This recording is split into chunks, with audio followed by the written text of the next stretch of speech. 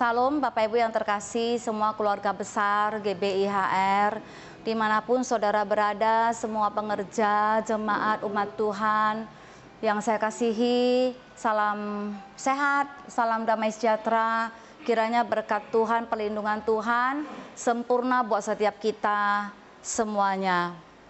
Puji Tuhan, saudara, kita bersyukur buat hari-hari yang lalu, kita bersyukur buat hari ini Tuhan telah menghantarkan kita ke awal bulan yang penuh dengan berkat. Tuhan membawa kita masuk ke dalam awal bulan dengan semua keberadaan kita yang sempurna. Saya percaya itu oleh karena anugerah dan penyertaan Tuhan. Kita patut bersyukur buat seluruh apa yang menjadi keberadaan kita. Karena kita melihat banyak sekali orang yang sedang mengalami satu tantangan, tetapi kita masih bisa bersyukur, kita masih bisa beribadah, kita masih bisa memiliki gairah, kita masih bisa memiliki kerinduan hati untuk mau terus mendengarkan, menantikan firman Tuhan, mau terus memiliki hati yang bersekutu dengan Tuhan.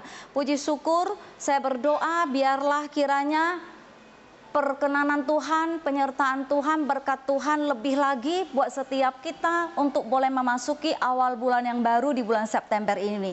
Sehingga sepanjang bulan September ini kita mengalami semua kebaikan Tuhan. Puji Tuhan Bapak Ibu yang terkasih, sepanjang bulan ini kita membahas tentang iman.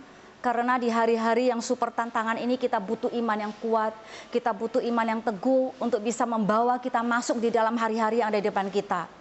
Karena hanya iman yang bisa membawa kita menerobos seluruh apa yang kita lihat, yang tidak sesuai dengan apa yang kita mau.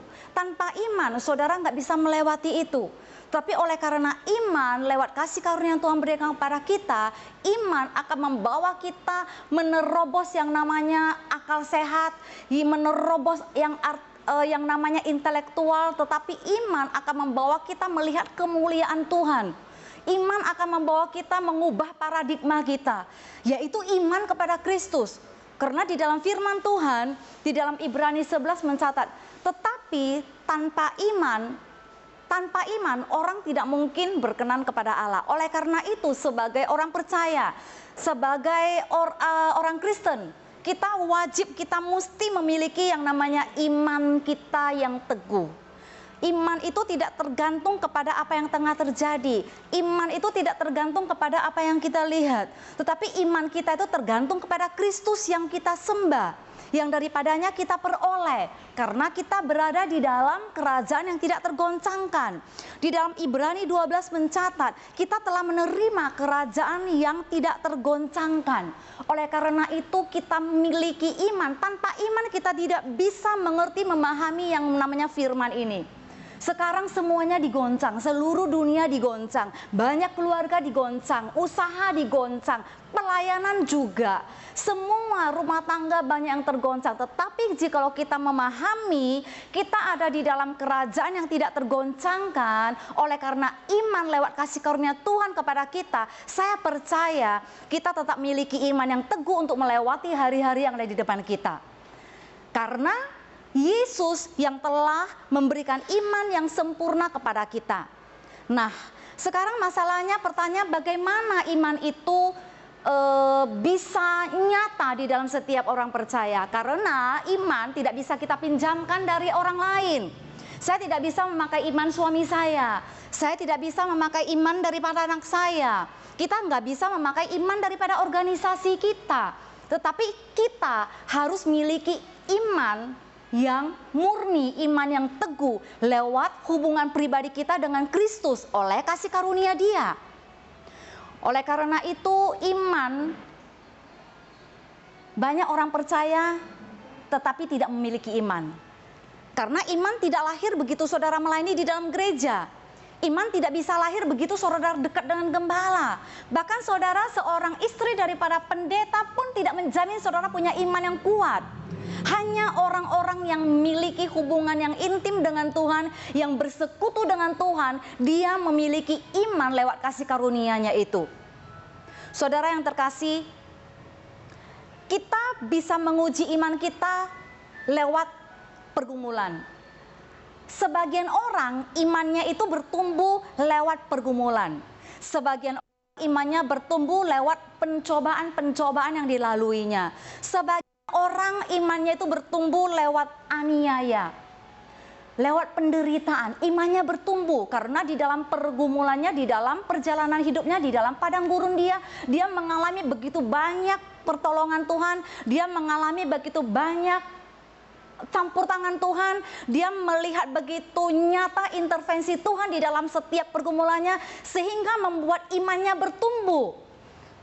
Nah, bagaimana iman itu bertumbuh? Tentu kita harus sampai titik nol. Waktu kita merasakan kita tidak ada apa-apanya, disitulah kita melihat iman kita itu lahir, bertumbuh, dan kita memiliki iman yang teguh. Saudara yang terkasih, di surat Petrus mencatat, Petrus sangat mengerti artinya penderitaan. Petrus sangat mengerti artinya aniaya. Petrus sangat mengerti artinya satu tekanan. Sehingga Petrus menjadi salah satu daripada murid Yesus yang bisa menjadi saksi akan penderitaan Kristus. Nah, oleh karena itu Petrus di Petrus 5 mencatat, Petrus mengungkapkannya di Petrus 5. Saya mengajak saudara, Bapak Ibu terkasih dimanapun saudara berada, kita sama-sama membaca satu firman Tuhan di 1 Petrus 5, 10-11. Kalau sudah dapat saya bacakan.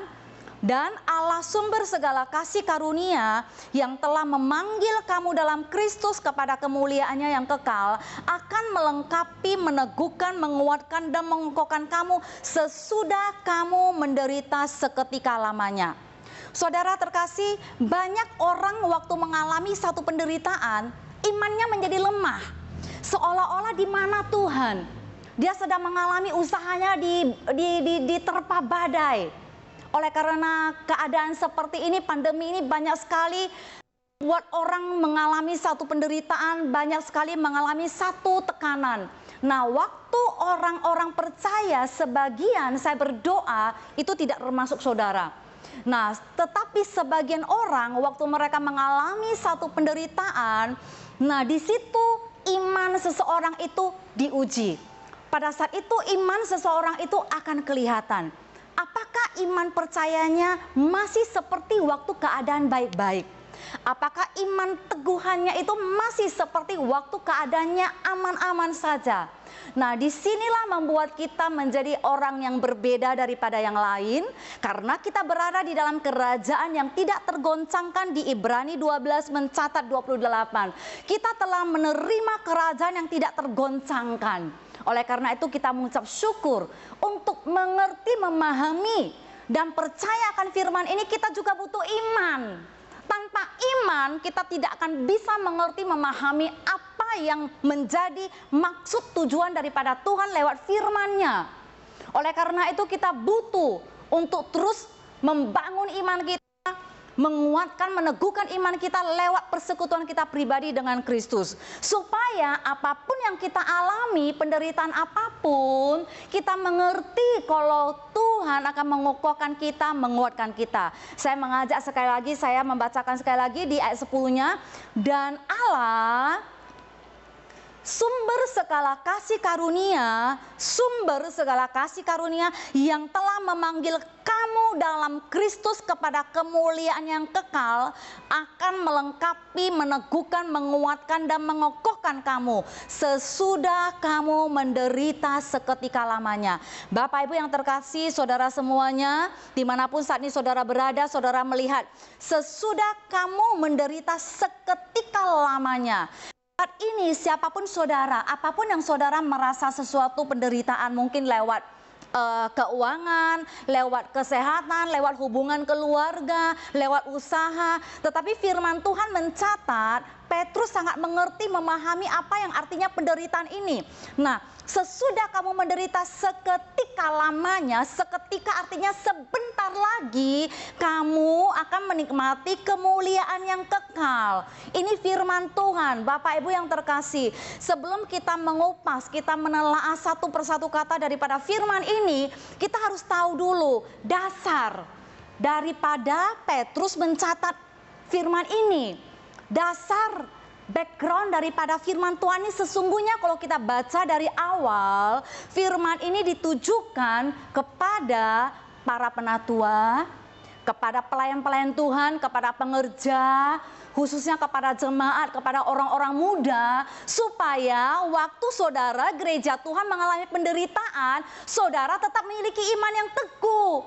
Karena saudara punya Yesus Allah yang menjadi sumber segala kasih karunia. Sumber Allah yang kita sembah menjadi sumber kasih karunia. Kalau sumber itu artinya dia tidak pernah kehabisan. Sumber artinya dia tidak pernah kosong. Sumber artinya dia tidak pernah tidak ada. Segala sesuatu apapun yang kita miliki, Allah yang menjadikan sumber itu tetap ada. Bahkan semua kebutuhan kita Allah sudah menyediakan karena dia sumber. Kalau orang kekeringan, kita tetap eksis. Kalau orang merasa depresi, kita tetap semangat, kita tetap eksis, kita tetap gairah. Kenapa? Karena Allah sumber segala kasih karunia yang telah memanggil kamu dalam Kristus kepada kemuliaannya. Oleh karena itu saudara terkasih, keadaan tidak akan bisa membuat setiap kita orang percaya menjadi lemah. Tetapi itu akan membawa kita masuk dalam kemuliaannya. Seketika itu artinya sebentar, sekejap, sebentar aja saudara. Nah, oleh karena itu kita akan dibawa masuk dalam kemuliaan. Ialah yang mempunyai kuasa selama-lamanya. Amin. Itu firman Tuhan. Nah, Bapak Ibu yang terkasih, di dalam Kolose 2:6-7, hidup di dalam Dia. Kita boleh buka bersama. Bapak Ibu yang terkasih, kita boleh Kolose 2 ayat 6-7 saya bacakan. Kamu telah menerima Kristus Yesus Tuhan kita, karena itu hendaklah hidupmu tetap di dalam Dia, supaya kamu berakar di dalam Dia dan dibangun di atas Dia. Hendaklah kamu bertambah teguh dalam iman yang telah diajarkan kepadamu. Dan hendaklah hatimu melimpah dengan ucapan syukur.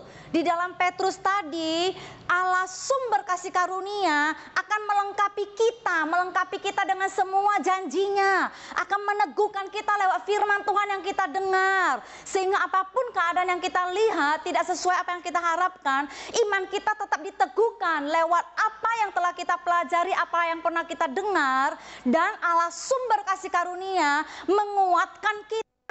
Sehingga pada saat kita lemah, kalau kita tetap melekat kepada yang namanya sumber yang tidak pernah tidak ada, yang tidak pernah kering, itu akan selalu menguatkan kita dan mengokohkan saya dan saudara. Oleh karena itu tetaplah kita tinggal di dalam Dia dan berakar di dalam Dia, supaya kita bertambah teguh di dalam iman yang telah diajarkan kepada kita, kepada setiap saya dan saudara. Karena kita telah menerima kerajaan yang tidak tergoncangkan. Oleh karena itu Bapak Ibu yang terkasih, biarlah iman kepercayaan kita kepada Kristus itu tetap ada, tetap bertumbuh, tetap teguh. Karena sukacita kita, karena pengharapan kita hanya terletak kepada Allah yang menjadikan sumber kasih karunia. Puji nama Tuhan, biarlah firman Tuhan yang singkat ini boleh menjadi berkat buat saudara terkasih dimanapun saudara berada. Hanya iman kepada Kristus yang bisa membawa saudara melewati hari-hari yang ada di depan saudara. Saudara jangan menaruh iman saudara kepada gereja, saudara jangan menaruh iman saudara kepada gembala. Tetapi biarlah iman daripada saudara yang sedang bertumbuh itu saudara taruh di dalam Allah, Yesus yang merupakan sumber segala kasih karunia. Sehingga saudara akan dikuatkan, dikokohkan, dan diperlengkapi oleh semua firman dan janji Tuhan. Saya percaya saudara adalah orang-orang yang luar biasa, yang tetap eksis, yang tetap bergairah, yang tetap semangat, yang tetap berkobar-kobar. Karena iman tidak bisa membuat kita melihat keadaan yang lemah, tidak bisa membuat kita terpengaruh oleh apa yang kita lihat. Haleluya. Mari saudara dimanapun saudara berada, sebentar kita mau memasuki perjamuan kudus di awal bulan ini. Saya sebelum berdoa buat saudara, biarlah dimanapun saudara berada semuanya, sidang jemaat Tuhan, pengerja, kalau di rumah saudara ada tersedia air, saudara ada tersedia roti, apapun itu, saudara punya iman, bisa bersama-sama dengan saya ikut perjamuan kudus. Saudara kembali kepada iman, apapun itu, jangan sampai hanya anggur yang saudara miliki, saudara baru merasa bisa mengikuti perjamuan kudus. Tetapi iman saudara, imanmu menyembuhkanmu. Mari saya mengajak semuanya. Sebelum itu saya mengajak dimanapun kita berada, saya mau berdoa buat saudara dimanapun saudara saat ini yang mendengar firman Tuhan ini. Saya mau berdoa sama-sama bersama dengan saudara. Haleluya. Bapa yang baik, terima kasih Tuhan. Hamba bersyukur buat firman Tuhan yang telah hamba sampaikan. Biarlah firman-Mu ini bertumbuh, berbuah, dan menjadi berkat kekuatan buat setiap sidang jemaat Tuhan. Berkat firman-Mu ya Tuhan, biarlah firman-Mu ini berasal daripada Tuhan. Firman-Mu tidak pernah kembali sia-sia, akan bertumbuh 100 kali lipat. Firman-Mu akan menguatkan, meneguhkan setiap anak-anak Tuhan, bahkan dimanapun berada semuanya Tuhan Engkau memberkatinya. Kami butuh Engkau ya Tuhan, campur tangan dalam seluruh kehidupan kami. Kami percaya satu hal, kalau Tuhan ada di pihak kami, siapa menjadi lawan kami? Kami serahkan seluruh kehidupan kami ke dalam tangan Tuhan. Kami percaya karena rancangan Tuhan bukan rancangan kecelakaan, tapi rancangan yang penuh dengan pengharapan, masa depan yang gilang gemilang. Itu yang Tuhan sediakan bagi setiap anak-anak Tuhan. Tuhan berkati dimanapun anakmu berada. Tuhan, jikalau ada yang sedang lemah imannya, Tuhan Engkau kuatkan. Dalam nama Yesus Kristus hamba berdoa, biar Engkau menguatkan setiap anak-anak Tuhan yang sedang mengalami pergumulan, yang sedang lemah imannya. Tuhan bangkitkan kembali iman keteguhan mereka di dalam Kristus. Yang sedang mengalami pergumulan secara kesehatan, Tuhan jamah, Tuhan sembuhkan. Oleh karena imanmu Engkau telah disembuhkan.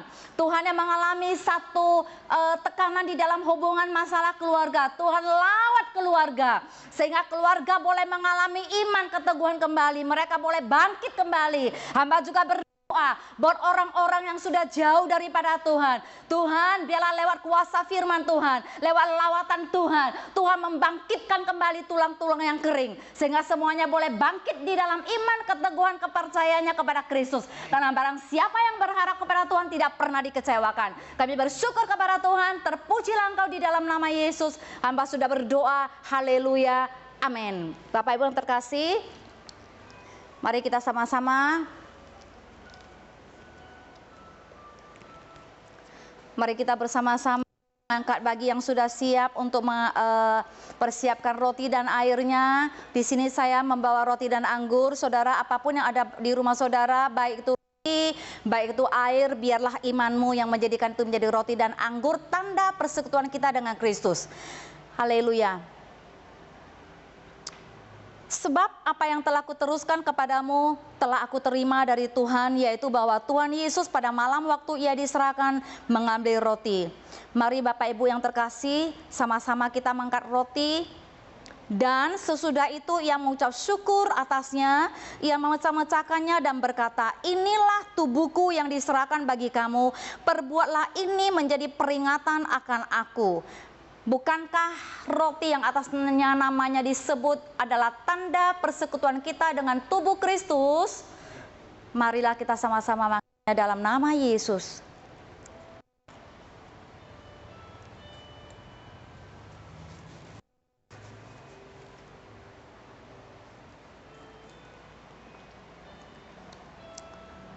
Demikian juga ia mengambil cawan sesudah makan, lalu berkata, mari saudara kasih, kita angkat cawan kita ini tinggi-tinggi.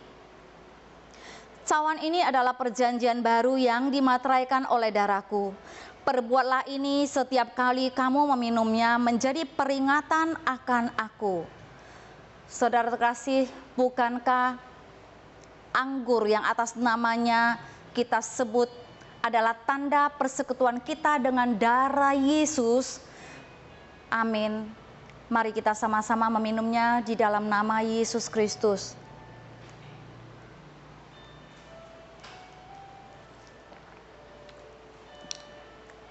Haleluya. Haleluya. Kurabatakana mayana sekirabayana. Kurabatakana mayana sekinamayana. Haleluya. Haleluya. Haleluya. Bapa, terima kasih. Kami bersyukur buat tubuh dan darah Yesus yang telah dimateraikan di dalam tubuh kami, roh jiwa tubuh kami.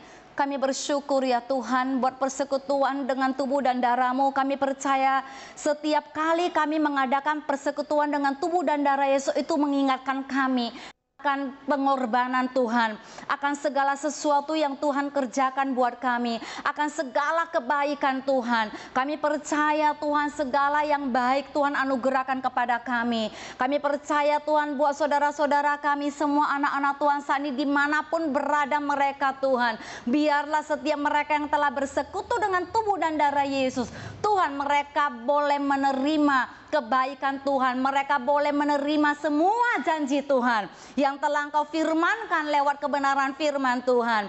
Bapa, terima kasih, hamba berdoa biarlah setiap orang menerima keselamatan, menerima kesembuhan. Siapapun yang menikmati perjamuan kudus ini, semuanya menerima berkat Tuhan yang melimpah. Terima kasih Yesus Kristus, ini ucapan syukur kami, terpujilah Engkau, haleluya, amin.